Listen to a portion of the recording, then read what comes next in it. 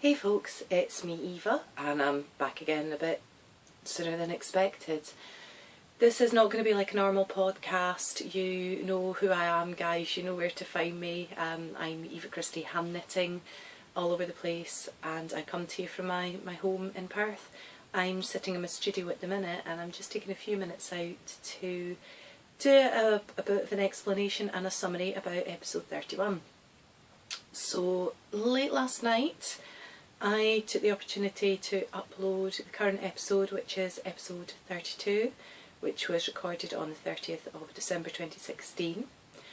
There were some YouTube gremlins afoot, and as I started to upload episode 32, 31 disappeared, and gutted is an understatement.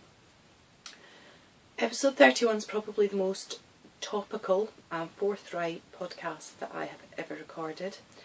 It has been the most engaging in terms of you guys very kindly invest your time with me in you sort of responding to me and having a conversation. I had all those comments, I've had so many messages and emails and such support, and it's all gone. There is no soft delete function on YouTube. I fired up Josh's laptop. I was going to try and recover the file, but there was no indication that it could actually be done safely. So I've just kind of had to bite the bullet and let it go. But I am really quite annoyed and disappointed about it all. But there we go. I do know that because of Vlogmas and everything, quite a lot of my really kind of close followers haven't had the opportunity to catch up with it yet. It was an episode recorded just before Christmas. I'd had some of the pictures up representing the winter solstice that I celebrate. I had some gifts that I'd finished knitting that have now gone. The photos will be coming up in time in my Ravelry projects page, so that's not quite so bad. But it's never quite the same. And the bit that I really wanted, the reason I'm doing this extra wee bit, is that I wanted to kind of revisit the conversation I had, because it was a companion piece to episode 30 and I felt that I'd been a bit more eloquent about what I was trying to say. So that's why it's really hitting me hard. Of all the episodes to have disappeared, it had to be episode 31, didn't it? So basically what I've been talking about was that I was feeling quite disheartened about some of the language that I was noticing was being used on knitting podcasts, the unhelpful shift in mindsets that I felt were happening. Now, this isn't to say that it's any individual or group's fault. Sometimes these things can just happen organically, and the end of the year is a really good time to kind of step back and take stock and plan to make changes anyway. So one of the things that I'd noticed was there's a lot of negativity surrounding having a stash, like having a stash is a bad thing. And what I was trying to get across is that it's not. It's more an issue of stash management. What do you have in your stash? Does it serve you? Do you have room for it? Is it full of lovely things that inspire you to craft? Is it full of natural fibres? Those sorts of things. Have you got a million balls of this that you'll never get through? And it's good. Sorry, it's really stormy out there. That's bins being flown about. Stash is not a bad thing, but it was becoming in a way that people were feeling guilty for having a stash, or feeling guilty that they didn't really have a stash. And it's different things for different people. Yes, we've got budgetary restraints, sometimes we've got space constraints, we've got time constraints. This is different for everybody, but knitting is something that we invest a lot of time and love and money into, and it's something that we should be enjoyed. So we shouldn't be coming out with negative phrases that possibly throw a cloud over that and then don't make us feel as good about ourselves and about our craft as we should do, really. And that, I think, is just Josh and my nephew coming over, so I may have to pause and go and speak to them and try and come back. So hoping to try and get this done before they'd arrived. It's the joys it's the choice. Yeah, sorry, thread's gone kind of slightly now. So I was talking a bit about stash management as well. I was talking about part of the reasons why I don't really go for acrylic, which is something that I've talked about before. And yes, I've got acrylic in stash. I don't like it. Yes, it's good for certain things and I will use it up for sort of charity knitting. I'm not about to dump it. It's the environmental costs that really get me, because at the end of the day acrylic is oil. And it doesn't last, because when you wash it once, twice, you know, the shape doesn't stay, the quality isn't there. It feels to me a waste of time, a waste of energy, a waste of resources. And I was increasingly starting to hear more about people who maybe just didn't understand, and maybe weren't educated as such on types of wool. They were maybe just new to it, and they were maybe buying 2 balls of acrylic mix to make a project, whereas if they've maybe spent money, not necessarily from an independent dyer, but had gone and bought a brand of particular, you know, maybe for example sock yarn. You know, if you've bought the ball of sock yarn that's got 75% wool, 25% nylon, the nylon gives it durability, there's enough in that 100 gram ball to make a pair of socks.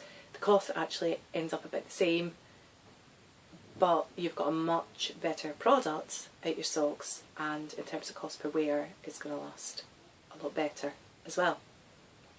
So it's about being mindful about what's in our stash, what we're bringing into our stash, whether it serves us or not. And I was quite upset about some of the language I was starting to hear, and I hadn't thought of it exactly as body shaming until I put episode 31 out, and Mary, who's Mary Punk, had come back to me and she went, I hadn't noticed it before, but you're bang on the money. And yeah, she's right, because then it got me thinking a bit more, and it's, yes, yarn diets, binging, wool piggery, stuff, all these words that are related to body shaming and negative self-image we have been projecting in our stash. And that's just wrong, because it's something that should serve us and that we love. And I can hear footsteps. That's Theo, her nephew. So that isn't ideal, it's not a very good mindset to have, and I know that sometimes just words kind of like slip out, or you're maybe hearing other podcasters talk and maybe use those phrases and you organically pick them up because you do, your accent changes, the words you use change on those around you, and again, maybe it's not pointing a finger or blame at anyone, it's just something that I've noticed has been permeating, and I think we need to kind of take a step back and reflect on it. So I'd spoken a bit about that as well. I'd spoken as well about how I felt, in fact, before we come to that yet, natural fibres being the way forward. I've mentioned the thing about acrylic, but you know, we've got independent dyers, that could be their livelihood. We've got farmers who are shearing their sheep, who aren't getting the money that they used to. It's costing more to shear the sheep than they're getting for the wool product, and they are burying it and putting the fleece into landfill, or they're setting it alight. It's criminal. The rates of suicide amongst young male farmers are amongst the highest in the UK, and it's shocking, it's disgusting, and anything I can do to try and help support these small businesses and our local yarn shops and all these things, the better. I was having a conversation with Kate, who runs my local yarn shop in Perth, just a few days ago, and she said, have you been into Hobbycraft lately? And I went, I've never set foot in Hobbycraft. And it turns out that they were selling a particular brand of, I think it was pure wool Aran, that she also stocks, and she was about £4 a ball cheaper than Hobbycraft. So you're not always cheaper going to the big superstores or online anyway. And local yarn shops and producers and things, if you don't use them, you'll lose them. They will go. So to me it's a really important thing to be able to support these businesses and individuals as and where we can, and it's what I'm going to continue to do. So the reasons for using natural fibres are manifold, and that's not to disrespect vegan knitters at all, because I know it might sound like I'm acrylic bashing for lack of a better phrase. There are so many natural fibres out there that are now easy to get hold of.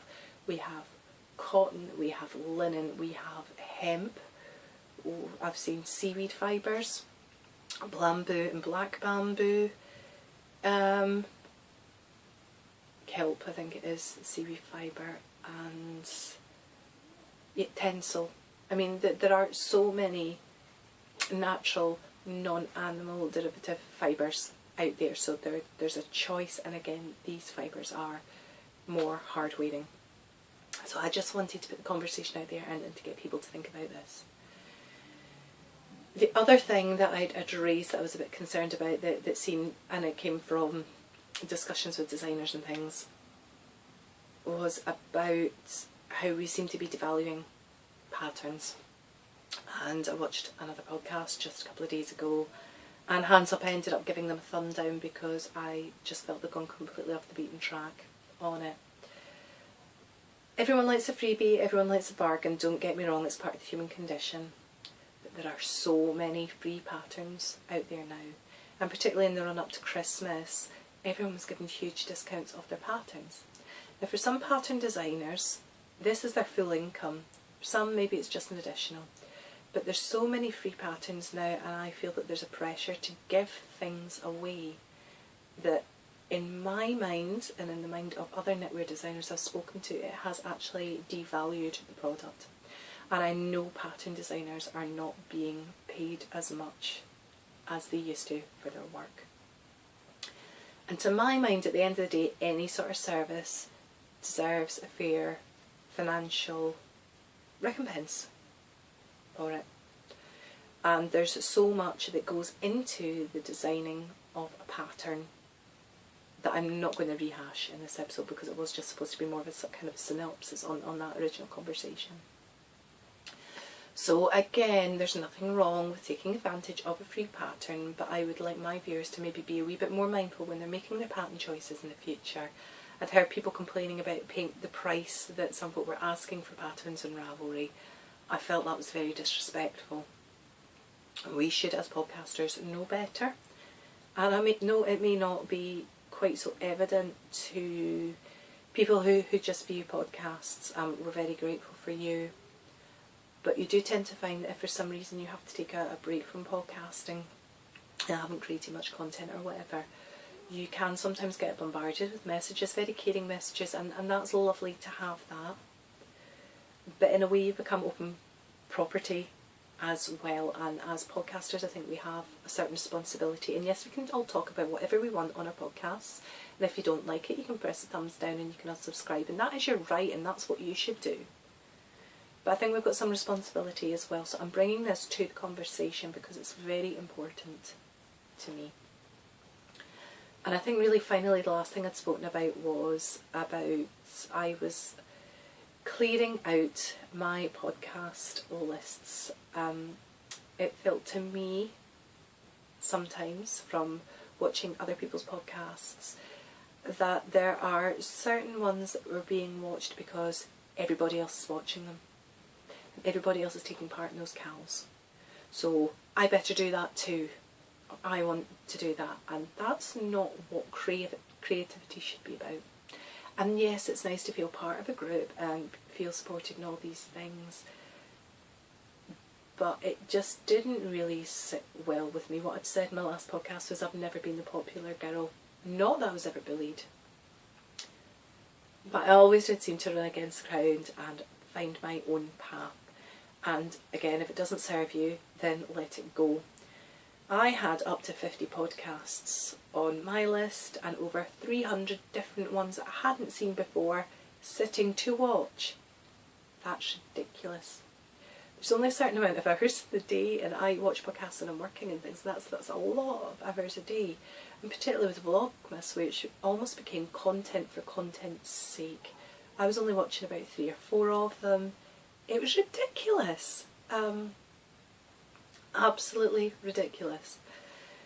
So I was saying that I was clearing out my podcast list, my subscriber list. I have let a lot of the big name podcasts go, and there's a lot of them, and I'm not going to go into which ones I do watch and which ones I don't. Some I had just never watched. There's some I tried a couple of times and thought, really, this is not for me. A lot of them are becoming like infomercials.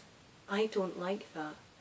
I don't like when someone brings out a pattern and then gives it to 10, 20, 30 of the biggest names podcast royalty podcasts to get them to test it, and then they've basically infiltrated the market. It's a very good business move.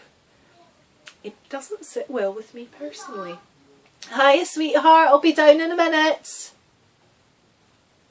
Sweet pea. Yeah, it just didn't really sit well with me at all. So if it doesn't serve me anymore, I'm letting it go. If you don't like my normal podcast, I would say please don't judge me on this one. Go and judge me from the previous episodes. And if you don't like it, then go. I'm not going to be upset. There's so many out there, and sometimes you need to let the big ones go to have time to bring in some of the little gems that just aren't getting the exposure that they maybe should do, because it's so saturated out there. And even when I started podcasting, I think it was sort of April time, certainly it was after Edinburgh Yarn Festival. There's so many. I'd only ever watched one other podcast. I didn't know they existed. I just thought, oh, this seems like it might be a fun thing to do. I didn't have any agendas. I didn't have anything other than, oh, I quite fancy doing that. And more people hadn't taken the time out on me and hadn't met all you wonderful folk. The exception to the Vlogmas thing really was Carolyn of the Next Beautiful Thing podcast. She is the most fantastic knitwear designer, and she very, very selflessly took time out, and she's got a manic schedule. She's got 2 beautiful sons who are autistic. Her husband works full time. She's trying to work as a knitwear designer. She's not getting the recognition really that she deserves, and yet she was taking the time out to champion other independent designers on a daily basis from the beginning of December up to Christmas Day. It was a massive undertaking, a massive feat. She was exhausted with so much going on, and I've got a bond with Carolyn anyway, and there's a lot of personal stuff that I know that I wouldn't share because it's not right to, and it's not fair, but I love the girl to bits. And yet she wasn't promoting her own work during that time. Totally self-assessed and totally about what the festive period should be about. And to my mind, those are the little podcasts that we should be championing and shouting about and engaging with more. So this is just my part of the conversation. Again, I'm probably not expressing myself particularly eloquently about this, and I could write essay upon essay upon essay about all this. And I want to thank you for being with me, because I know that since recording yesterday, my sinuses are actually worse than they are. And I've had a few interruptions today as well, and I've kind of lost it slightly. So thank you for that. Please have these conversations with yourself. Have those conversations in your knitting groups. I'm having 2017, the year of embracing your stash. Anyone's welcome to join me. Podcasters, you're welcome to join me. There will be threads coming up in my Ravelry group at the start of the new year. And guys, thank you for spending time with me. Much love, and I'll talk to you again soon. Bye bye.